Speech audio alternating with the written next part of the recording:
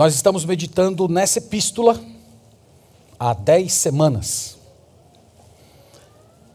Hoje nós vamos tratar da parte mais controversa da carta. Vocês devem já ter ouvido dizer que o Martinho Lutero ele era meio emburrado com a epístola de Tiago. E ele ficou birrento com Tiago justamente por causa desse parágrafo que nós vamos ler hoje. Ele chegou a chamar Tiago de epístola de palha. Conta a história que no final da vida ele fez uma meia-culpa e retirou algumas coisas que ele disse sobre essa epístola. E de antemão, Lutero errou, tá, irmãos? Ele acertou em muita coisa, mas ninguém acerta 100%. E ele era embirrado aqui com essa parte porque o modo como Tiago fala da justificação, em uma primeira leitura, parece diferente do modo como Paulo fala da justificação. Nós vamos ver isso aqui. Mas nós entendemos, irmãos, que Tiago não está, em primeiro lugar, falando de salvação. Ele está falando de uma fé, um tipo de fé que ele chama de morta, de inoperante. Uma fé que não passa de uma simples confissão verbal. Uma fé que não produz atitude. Uma fé que não gera ação. Por isso que ele chama de morta. E esse é o que ele está criticando aqui. Então nós vamos ler toda a passagem, depois a gente volta destacando aqui os elementos principais dela. Então vamos ler o 14, verso 14 diz: Meus irmãos, qual é o proveito se alguém disser que tem fé, mas não tiver obras? Pode acaso semelhante fé salvá-lo? Se um irmão ou irmã estiverem carecidos de roupa e necessitados do alimento cotidiano, e qualquer dentre vós lhes disser: Ide em paz, aquecei-vos e fartai-vos, sem contudo lhes dar o necessário para o corpo, qual é o proveito disso? Assim também a fé, se não tiver obras, por si só é morta. Mas alguém dirá: Tu tens fé e eu tenho obras. Mostra-me essa tua fé sem obras e eu, com as obras, te mostrarei a minha fé. Crês tu que Deus é um só? Fazes bem. Até os demônios creem e tremem. Queres, pois, ficar certo, ó homem insensato, de que a fé sem obras é inoperante? Não foi por obras que Abraão, nosso pai, foi justificado quando ofereceu sobre o altar o próprio filho Isaque? Vês como a fé operava juntamente com as obras. Com efeito, foi pelas obras que a fé se consumou e se cumpriu a escritura a qual diz: Ora, Abraão creu em Deus e isso lhe foi imputado para a justiça e foi chamado amigo de Deus. Verificais que uma pessoa é justificada por obras e não por fé somente? De igual modo, não foi também justificada por obras a meretriz Raabe, quando acolheu os emissários e os fez partir por outro caminho? Porque assim como o corpo sem espírito é morto, assim também a fé sem obras é morta. Amém. Amém. Graças a Deus pela palavra do Senhor.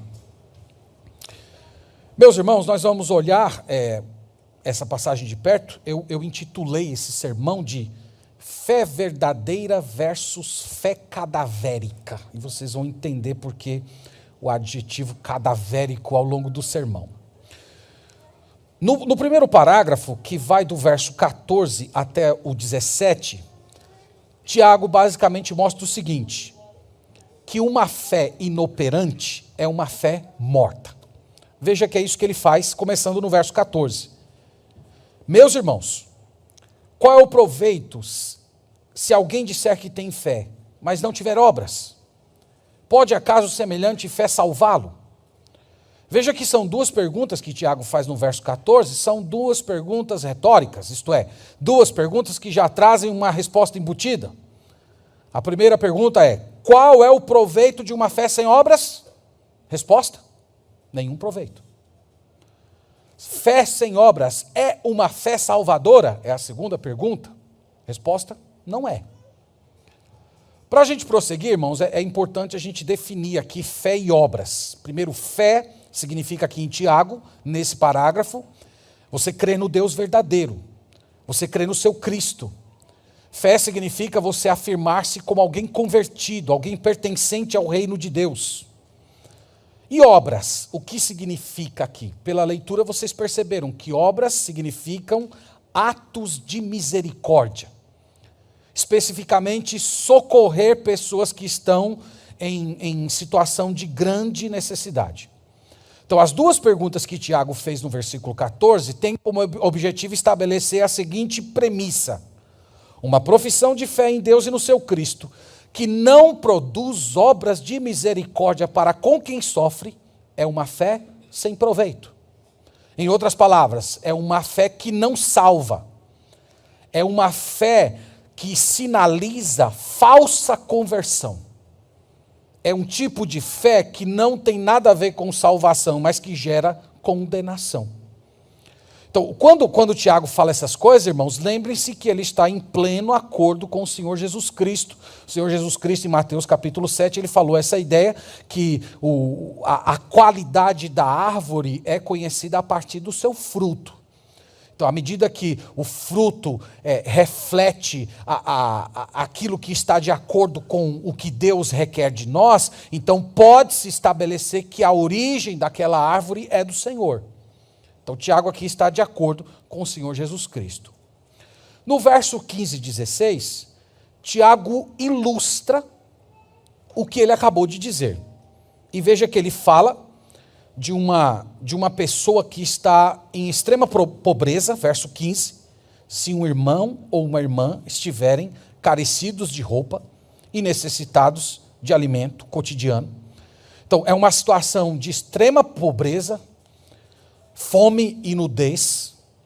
E é interessante aqui que ele cita homem e mulher. Tiago faz questão de sinalizar isso, porque lembra que no contexto do primeiro século, a mulher normalmente sofria muito mais numa situação de pobreza, especialmente por aquela visão típica do primeiro século de que a mulher era inferior ao homem. Por isso ele cita mulher aqui, provavelmente. Então ele retrata, ele pinta um quadro de uma situação de extrema pobreza, e no verso 16 ele mostra qual é a reação do cristão ou do suposto cristão. E qualquer dentre vós lhes disser: ide em paz, aquecei-vos e fartai-vos, sem contudo lhes dar o necessário para o corpo, qual é o proveito disso?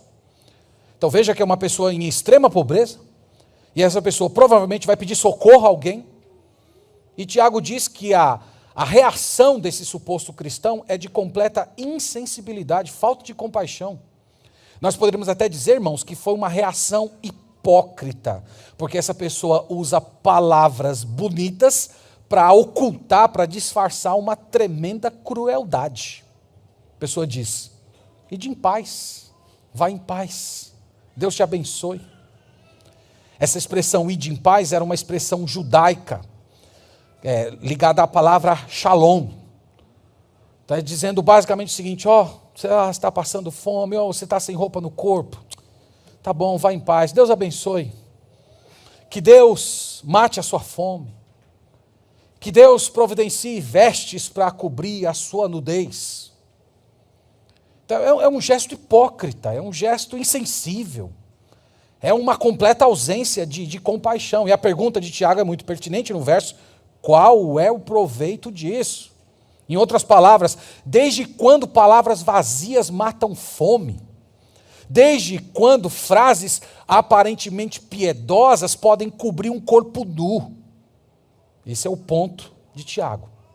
A conclusão, verso 17, assim também a fé, se não tiver obras, por si só é morta. A palavra morta aqui é a palavra grega necros, de onde vem necrotério, necrose. É uma fé cadavérica. Foi daqui que eu tirei o tema do sermão. Então, essa fé necrosada, cadavérica, essa fé morta, ela pode vir disfarçada de palavras corretas e belas. Essa fé sem vida, ela pode até manter alguma coerência doutrinária. Mas, como diz Tiago, ela é morta. Por que ela é morta? Ela é morta, ora, porque não produz o fruto de uma fé salvadora. O fruto da fé salvadora, Tiago vai mostrar aqui, que é a compaixão, é o cuidado, é o senso de dever, é aquele compromisso que você autoassume de ver alguém passando algum tipo de necessidade e você entender que precisa fazer alguma coisa para aliviar o sofrimento daquela pessoa. Essa é a marca da fé salvadora que Tiago está mostrando que não estava ocorrendo entre esses cristãos. E é por isso que ele diz, a fé de vocês é uma fé morta. A fé de vocês não traz em si o devido fruto. Ele continua, irmãos, no verso 18 e 19, e ele cria um diálogo fictício entre o que ele chama de insensato, vocês vão ver que ele chama aqui um sujeito de insensato, e o outro ele chama de alguém, está no verso 18 aí, a segunda palavrinha, mais alguém. Eu vou chamar aqui esse alguém de piedoso, tá? Então é uma conversa entre o piedoso e o insensato. Isso é um recurso muito comum na literatura do primeiro século. Paulo usa isso de sobra em Romanos. Quem acompanhou Romanos viu Paulo constantemente criando um personagem fictício para reforçar o ensino, para tornar a ideia mais vívida. E aqui ele faz uma espécie de um debate entre o piedoso e o insensato, no qual o piedoso meio que joga o insensato contra a parede para mostrar que a fé dele não é a fé salvadora, não é a fé no nosso Senhor Jesus Cristo. Então veja aí que começa com o piedoso fazendo um desafio. Mas alguém dirá, aqui é o piedoso falando para o insensato. Tu aí é o insensato. Tu tens fé, e eu aqui leia-se o piedoso, e eu tenho obras. Mostra-me essa tua fé sem obras, e eu, com as obras, te mostrarei a minha fé. Então veja que o piedoso jogou o insensato contra a parede, que diz que tem fé em Deus, mas ele não tem nenhum fruto, ele não tem nada para apresentar, ele não tem nenhum tipo de conduta na sua vida que comprove a fé que ele diz carregar no seu coração. Então, irmãos, vamos deixar um ponto aqui bem claro, que lembra que ele não está fazendo uma disputa entre fé e obras, não é um combate entre salvação pela fé e salvação por obras. Lembra que ele não está tratando desse assunto, é um embate entre a fé genuína e a fé morta. E foi por causa disso que Lutero ficou meio emburrado com a epístola, porque ele não fez essa distinção. Tiago não está falando aqui sobre como ser salvo, mas ele já está escrevendo para uma comunidade cristã, uma comunidade de salvos, e ele está colocando contra a parede aqueles irmãos que não tinham compaixão. Então aqui nesse versículo, o piedoso está chamando o insensato a mostrar as evidências da sua fé. Então me prova aí, qual é a prova? O que é que você tem para me apresentar que mostra que você tem fé em Deus? Você não tem nada. Do outro lado, eu não estou nem alegando a minha fé, mas eu posso mostrar a minha conduta e por meio da minha conduta você vai entender que eu tenho fé verdadeira em Deus. Então ele chama o insensato a provar a sua fé, mas vocês sabem que o insensato não tem nada para provar porque ele não tem uma conduta de acordo com Cristo. No verso 19... o piedoso lança mais um desafio. Veja aí. Ele olha para o insensato e diz assim: crês tu que Deus é um só? Então essa pergunta, crês tu que Deus é um só, é uma pergunta muito judaica. Os judeus, eles proclamavam todos os dias aquela passagem de Deuteronômio capítulo 6, versos 4 e 5. Ouve, ó Israel, o Senhor vosso Deus é o único Senhor. Isso era uma proclamação diária de todo judeu piedoso. Então Tiago está emprestando isso do contexto judaico. Você crê que Deus é um só? Não tem a resposta aqui, mas a resposta é implícita por causa da observação que ele faz a seguir. Então, crês tu que Deus é um só? O insensato responde: sim. Talvez cita até Deuteronômio 6, Moisés falou: ouve, ó Israel, o Senhor vosso Deus é o único Senhor. E ele continua: fazes bem. Esse fazes bem aqui, você sabe que tem uma ponta de ironia. É? Você pode até imaginar o insensato. É isso aí, tá vendo aí? Estou com Moisés, creio em Deus. E aí vem a ironia. Até os demônios creem e tremem. Então ele está dizendo, os demônios também podem afirmar o que está em Deuteronômio capítulo 6. Eles sabem disso, eles podem afirmar a doutrina verdadeira. A gente pode dizer que, em certo sentido, os demônios têm ortodoxia. Tiago vai até um pouco mais longe, dizendo que os demônios tremem. Basta você lembrar lá de Mateus capítulo 8, quando Jesus foi na cidade de Gadara, que tinha aquela pessoa endemoniada, e Jesus se aproximou, aquela legião de demônios, falou, que temos nós contigo, Jesus Nazareno, viestes atormentar-nos antes do tempo.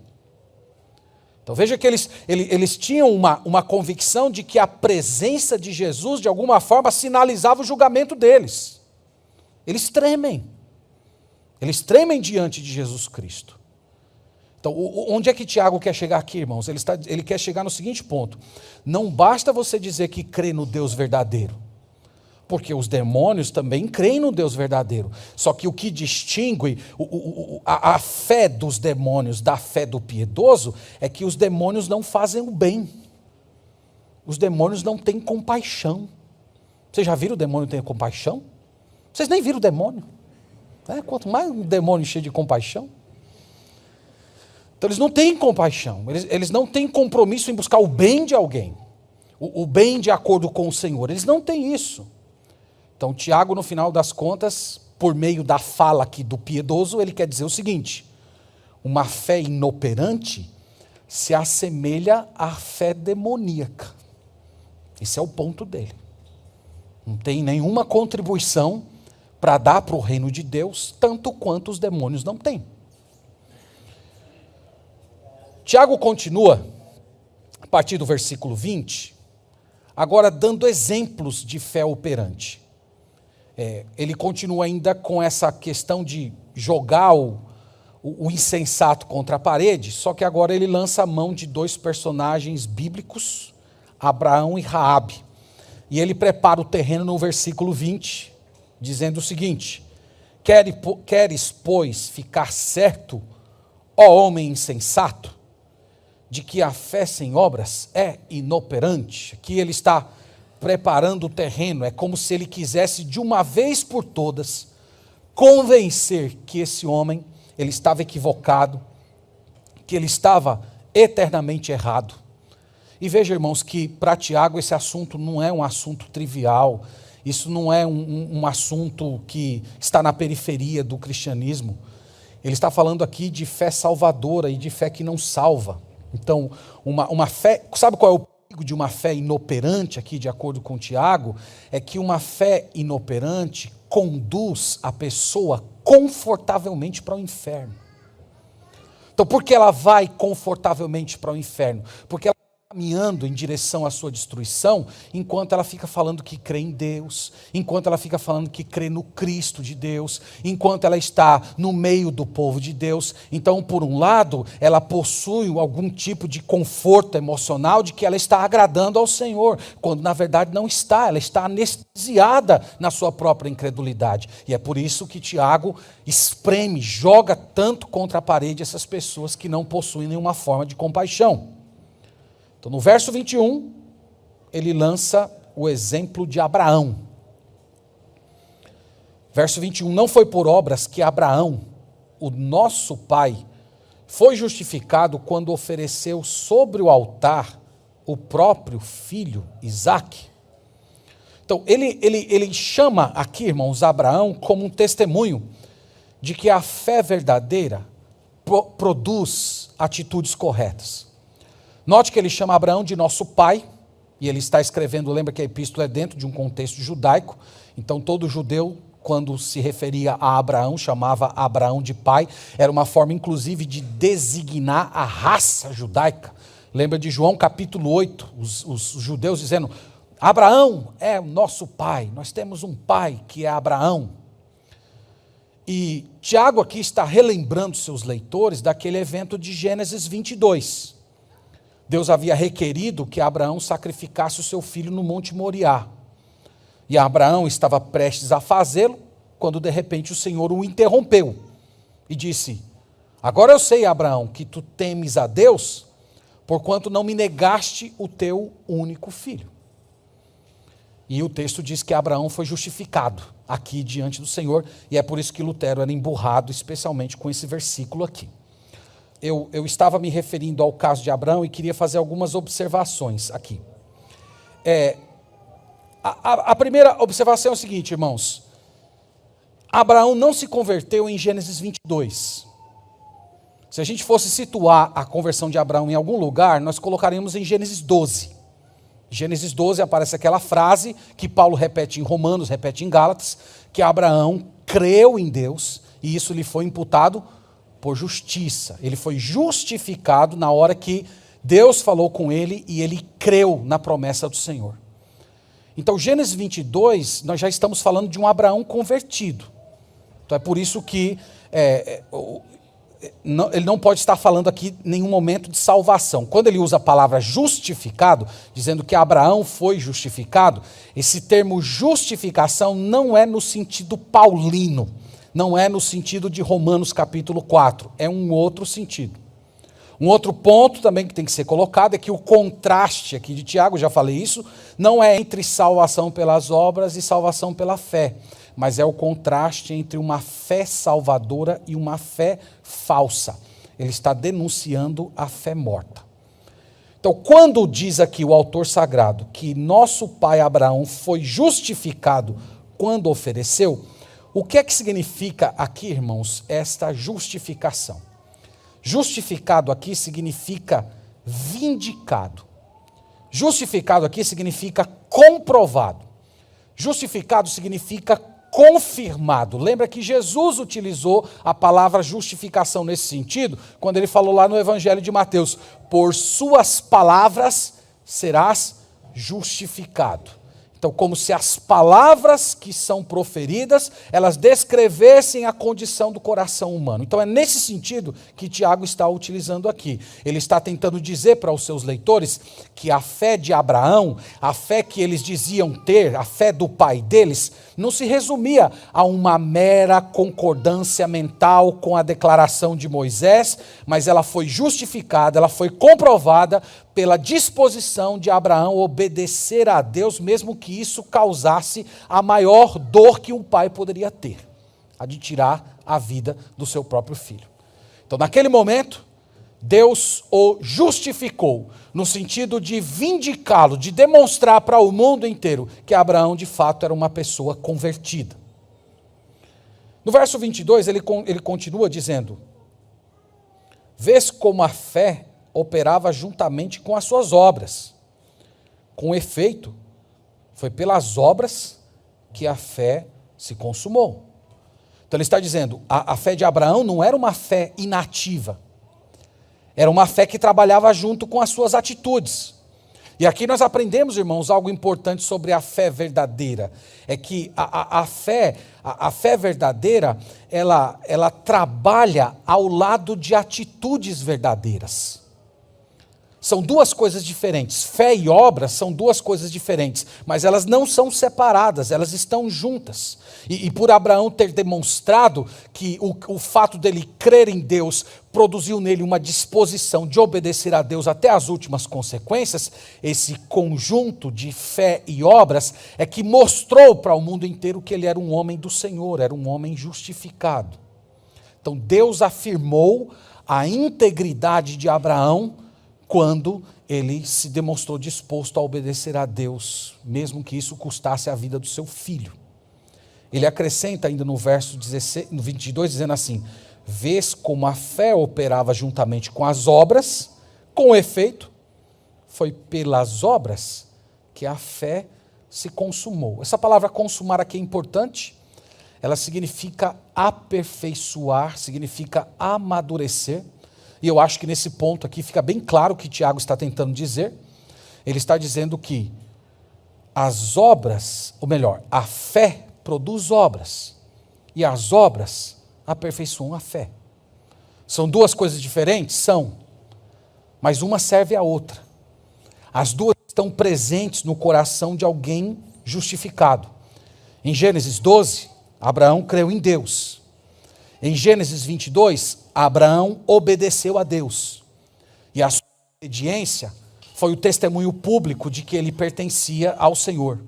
E Deus, naquele momento, novamente afirmou a integridade dele. Então, irmãos, fé e obra são duas coisas diferentes, mas elas estão juntas no coração do regenerado. Elas não podem ser separadas. Em Gálatas 5:6, Paulo fala sobre a fé que atua pelo amor. Veja, é a fé que age, é a fé que atua, né, fundamentada, envolvida pelo amor de Deus. No verso 23, ele prossegue, dizendo, e cumpriu-se a escritura, a qual diz, ora, Abraão creu em Deus e isso lhe foi imputado para a justiça. Quando ele diz aqui, irmão, cumpriu-se a escritura, ele não está utilizando cumpriu-se aqui no sentido profético, até porque o texto aqui não é uma profecia. Ele está falando cumpriu-se no sentido de demonstrar. Foi demonstrada a verdade da Escritura, de que Abraão creu em Deus. Então, onde é que foi demonstrado? Onde é que isso se cumpriu? Onde é que isso encontrou a sua plenitude? Foi no ato de ele oferecer o seu filho ao Senhor em sacrifício. Então ele diz, Abraão creu em Deus, isso lhe foi imputado por justiça, e ele foi chamado amigo de Deus. Ele não foi chamado de amigo de Deus em Gênesis 22. Ele foi chamado amigo de Deus em 2 Crônicas 20, em Isaías 41. Mas Tiago está juntando aqui, concatenando tudo dentro de uma citação só. Então, irmãos, eu acho que ficou bem claro o que está sendo dito aqui. Aqui não está falando de como Abraão foi salvo, mas como Abraão foi publicamente declarado por Deus como alguém salvo. Foi diante do seu gesto de obediência. No verso 25, ele toma o segundo exemplo do Antigo Testamento, né? Muitos estudiosos questionam, né, por que ele usou Raabe, tinha tanta gente para utilizar, podia usar Moisés, podia colocar um outro nome, né, um nome potência para o judeu, mas ele escolheu Raabe. No 25 diz, de igual modo, não foi também justificada por obras a meretriz Raabe, quando acolheu os emissários e os fez partir por outro caminho? Então vocês lembram da história? Josué enviou 12 espias para a cidade de Jericó. Quando eles foram buscar informações da cidade, pasmem, os judeus que haviam sido criados no deserto, pela primeira vez entraram num prostíbulo. E quando eles chegaram no prostíbulo, eles encontraram a cafetina mãe convertida. Que coisa significante é isso, né? Porque o texto lá de Hebreus 11 diz que pela fé Raabe acolheu os espias, isto é, quando Raabe acolheu os espias, ela já era convertida. E a pergunta que fica é como é que Raabe se converteu, se era a primeira vez que ela estava tendo contato com algum hebreu, né? Não tinha nenhum hebreu que atravessava o Jordão para ir para o prostíbulo dela, evidentemente. Como foi que ela creu em Deus? Muito provavelmente, ela tomou conhecimento dos viajantes, dos soldados que frequentavam lá a sua casa. Ela foi tomando conhecimento do Deus de Israel, do que o Senhor havia feito, e ali o Espírito Santo foi quebrantando o coração dela, e quando os espias chegaram, ela já era uma pessoa convertida. E aí, Tiago está chamando essa história para lembrar que a fé dela no Deus verdadeiro foi vindicada pelo Senhor, foi demonstrada quando ela acolheu esses homens, quando ela escondeu esses homens, quando ela despistou os soldados que vinham para capturá-los, quando ela ensinou para eles como é que eles saíam de Jericó e fugiam para chegar até o povo de Deus. Isso era a forma pela qual Deus estava proclamando para o mundo inteiro que Raabe era de fato uma pessoa que havia crido no Senhor Jesus Cristo. Tem uma discussão ética no meio aqui, se Deus aprovou a mentira dela, porque ela mentiu quando os soldados chegaram, ela disse que eles não estavam lá, que eles já tinham partido. Tem uma discussão ética aí, se Deus teria aprovado a mentira dela. Evidentemente, Deus nunca aprova a mentira, e o texto aqui nem está dizendo que Deus aprovou a mentira dela. O texto está dizendo que Deus aprovou quando ela acolheu os emissários e os fez partir. Então veja que é bom a gente ficar nos limites que Tiago falou e não ficar especulando sobre aquilo que o texto não diz. Pois bem, então o ponto aqui de Tiago é: a justificação de Raabe, a fé nela, no Deus verdadeiro, foi comprovada por esse gesto dela de colocar a sua vida em risco, de correr o risco de ser retratada como uma traidora, ser executada. Ela acolheu e encaminhou os espias de Jericó. Conclusão de Tiago, meus irmãos, verso 26. Por quê? Assim como o corpo sem espírito é morto, assim também a fé sem obras é morta. Veja que novamente ele coloca juntas duas coisas diferentes, mas que não podem ser separadas. Fé e obras é corpo e espírito.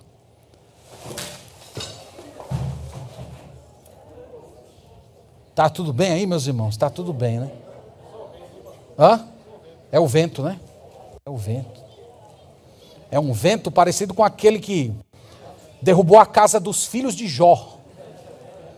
Irmãos, eu quero trazer algumas palavras finais, depois de expor aqui o texto. Vocês viram que no verso 26, Tiago falou: fé e obras é espírito. Um precisa do outro para ter existência plena. Então não tem como você separar as duas coisas. E já caminhando aqui para as nossas conclusões, eu quero lembrá-los de um pastor que viveu na Alemanha na época da Segunda Guerra Mundial. Ele escreveu um livro chamado Discipulado, o nome dele é Bonhoeffer. E ele denunciou um mal da igreja do seu tempo que ele chamou de graça barata.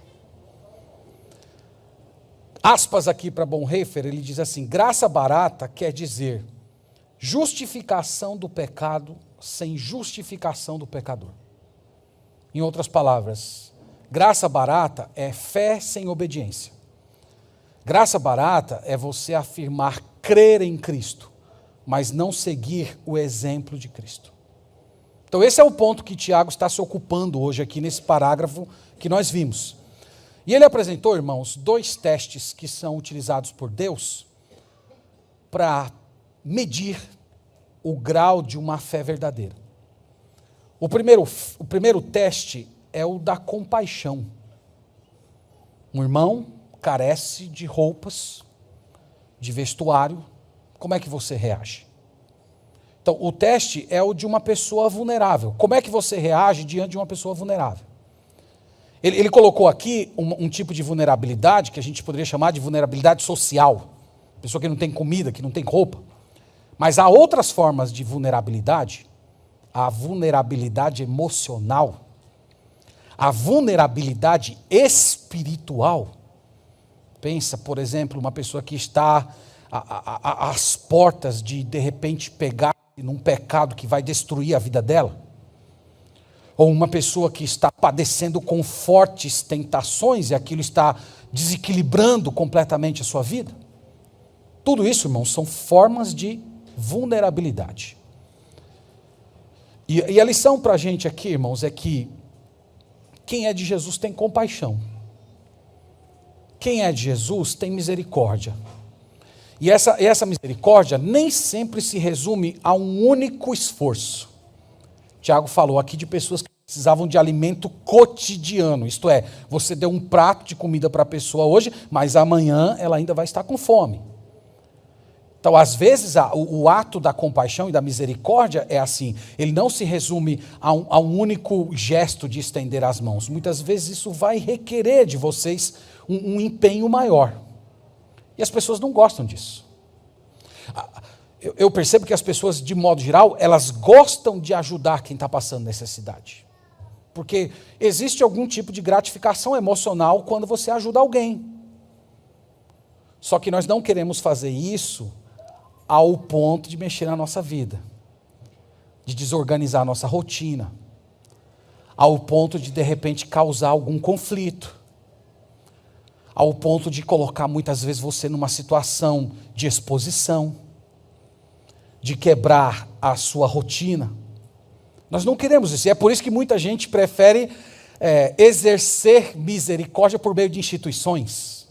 Faça um Pix aqui, está lá, estou ajudando as criancinhas com fome na África, e aquilo já te dá aquele alívio, né, emocional. Eu estou ajudando, eu não sou uma pessoa indiferente. A compaixão cristã, irmãos, ela vai mais longe do que isso. Ela vai mais longe do que simplesmente você dar um tapinha nas costas de alguém que está sofrendo e dizer, estou fazendo uma oração por você. Às vezes vai envolver você sentar e orar com aquela pessoa. Você sentar por dias, semanas, e orar com aquela pessoa. Eu estou tentando dizer para os irmãos que a compaixão cristã, ela denota envolvimento. Não é só você dar dinheiro. É você dar a si mesmo. Dar do seu tempo, da sua paciência, da sua compreensão. E você entender que às vezes isso tem um preço. Às vezes envolve você colocar o dedo na ferida de alguém e ter aquela pessoa raivosa com você, decepcionada com você. Jesus foi assim, Jesus viveu assim. E essa ideia de você ajudar alguém e em troca você receber uma bordoada, isso tanto está na Bíblia como já entrou para o ideário, né, para a mentalidade do homem moderno, através da fábula do sapo e do escorpião. Não é? Todo mundo conhece muito bem. O sapo queria atravessar o rio, ia atravessar o rio, o escorpião também queria. E o escorpião pediu uma carona com o sapo. E o sapo falou, não senhor, você vai me dar uma ferroada. E ele disse, você acha que eu sou doido? Se eu ferroar você, nós dois vamos nos afogar. E o sapo disse, é verdade, você está correto, eu vou te carregar. E no meio do caminho, o escorpião ferrou o sapo. E o sapo começou a morrer. Por que você fez isso? Nós dois vamos morrer afogados.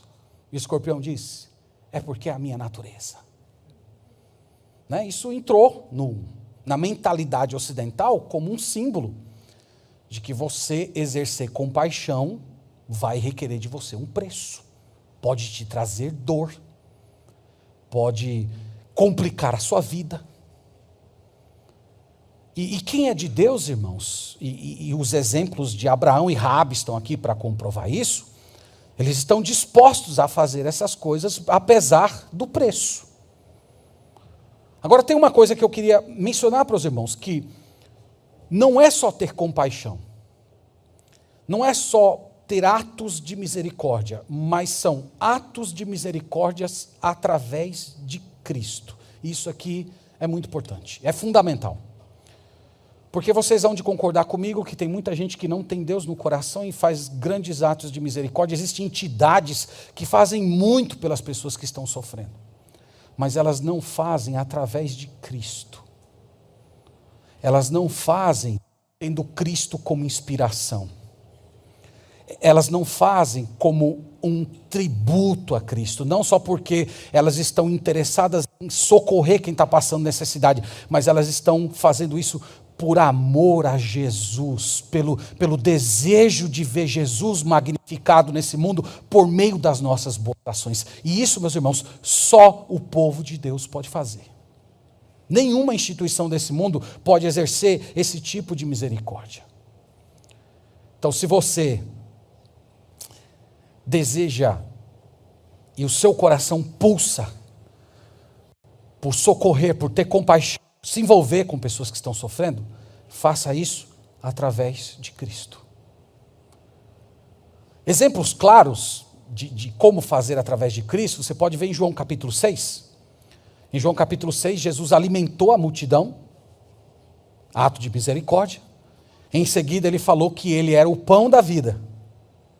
Ali ele estava mostrando que a fome física que os judeus estavam sentindo apontava para uma necessidade maior, para uma carência maior, uma carência de salvação, uma carência de que Deus saciasse o coração deles com salvação, com vida eterna, com nova vida.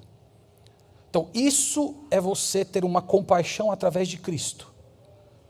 não é só você socorrer a necessidade física, emocional, imediata, mas é você ministrar a respeito de Jesus. Então, no caso de você se sentar para ouvir uma pessoa que está passando por provação, não se trata apenas de você ser um bom ouvinte.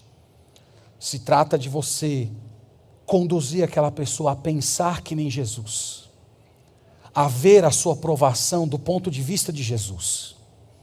Isso, irmãos, é a compaixão cristã.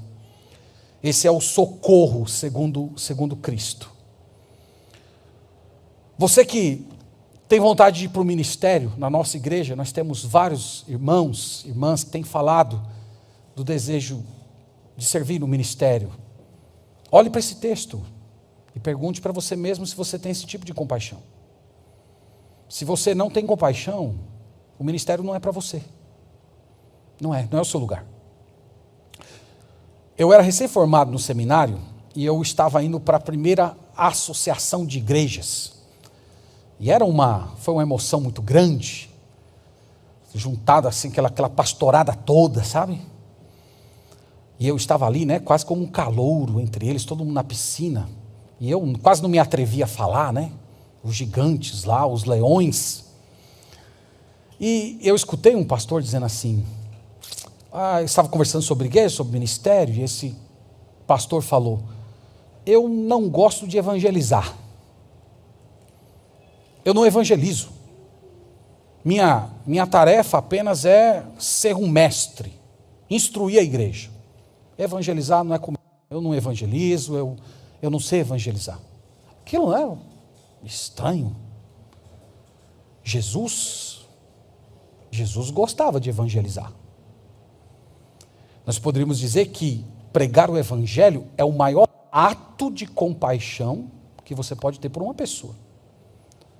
Porque você está ministrando a uma necessidade eterna. Você está falando de questões relacionadas à alma, que fogem das necessidades imediatas. Então você que quer servir a Deus no ministério ou em algum ministério, olhe para você mesmo e responda se você tem compaixão. E se você se vê como uma pessoa sem compaixão, sem essa compaixão segundo Deus, essa compaixão exercida por meio de Cristo, dobre o seu joelho hoje, peça perdão ao Senhor, clame para Ele te dar um coração. Senhor, eu preciso ter compaixão como a de Jesus. Enche o meu coração dessa compaixão que não se limita apenas a suprir necessidades, carências imediatas, mas a ministrar a alma. Esse é o primeiro teste de Tiago, é o teste da compaixão. O segundo, irmãos, teste é o teste da obediência em circunstâncias difíceis. Tiago falou do caso de Abraão, que Deus requereu dele o seu filho. E Tiago também falou a respeito de Raabe, que teve que esconder espias na sua casa. Então, assumiram alto risco. Um com uma faca no pescoço do filho, a outra com uma faca no próprio pescoço. O teste da fé verdadeira também se aplica à obediência a Deus em circunstâncias difíceis. Então, como é que você reage quando você é colocado diante de uma situação de risco? Você é do tipo que procura a saída fácil? Ou você é daquele tipo de pessoa que pergunta assim, o que o Senhor quer que eu faça? Não é como eu vou ficar bem, não é se eu vou ficar bem, não é como eu posso simplesmente me livrar desse problema. A pergunta que fica na sua mente é, Senhor, o que queres que eu faça? Como é que Cristo reagiria no meu lugar? Como é que a minha reação pode exaltar o nome do Senhor, magnificá-lo, mostrar que Ele é o ser mais precioso da minha vida? Então, a obediência a Deus em circunstâncias difíceis é o teste da fé salvadora. Isso envolve grandes questões, como nós vimos aqui, vida e morte, mas envolve as questões menores também. Quando você é provocado, como é que você reage? Você reage com mansidão? Quando você é ultrajado, você reage com humildade? quando você é colocado diante de uma situação de amargura, você é vingativo ou é perdoador? Diante de uma possibilidade de uma desonestidade que pode passar despercebida diante da maioria das pessoas, você se porta de uma forma íntegra? Quando você é colocado diante de uma situação promíscua, você tem a deliberação interna de se manter puro diante de Deus? Então, meus irmãos, essas posturas, Tiago disse, elas tanto provam a nossa fé, como elas aperfeiçoam a nossa fé.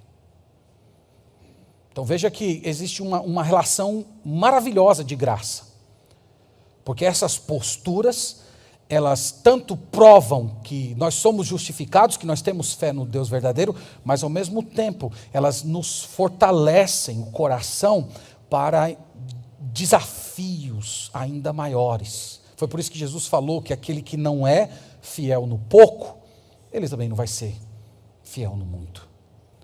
Então pense nisso hoje. Peça a Deus esse tipo de fé. Senhor, eu quero te agradar, mesmo que isso contradiga o meu coração.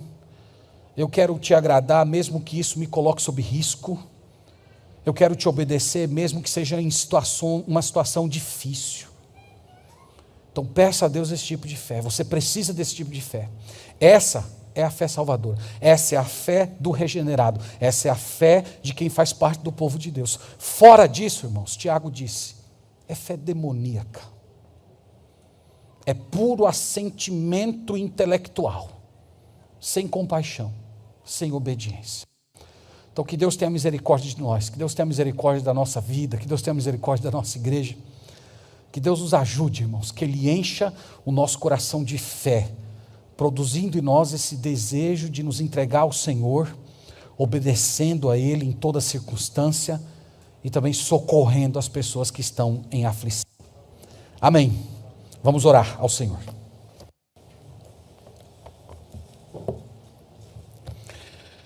Deus, nós louvamos, bendizemos o Teu nome nessa manhã.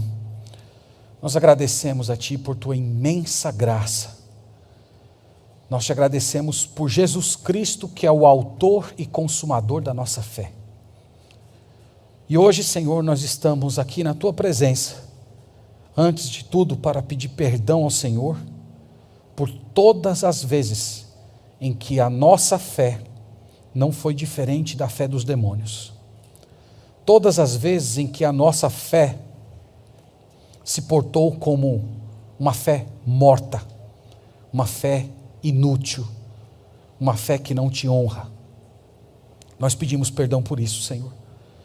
E nós suplicamos, por Tua graça, que o Teu Santo Espírito comunique ao nosso coração a fé salvadora com todos os seus desdobramentos. Que nós tenhamos uma fé que se compadece, uma fé que estende as mãos, uma fé que auxilia, uma fé disposta a pagar o preço do próprio ato de misericórdia, uma fé paciente, longânima, uma fé que não desiste, e também, Senhor, uma fé obediente, uma fé que sustenta as convicções no dia mau, uma fé que se estabelece como verdadeira quando é testada, uma fé disposta a fazer a Tua vontade, mesmo que isso produza grande dor no nosso corpo e na nossa alma. Dá-nos, Pai, esse tipo de fé. Livra-nos, Senhor, desse espírito ensimesmado, desse tipo de vida onde vivemos apenas para nós mesmos e para as nossas necessidades. Livra-nos disso, Senhor. Enche o nosso coração com a compaixão do Senhor Jesus. Essa é a oração que fazemos no nome do nosso Salvador Jesus Cristo. Amém.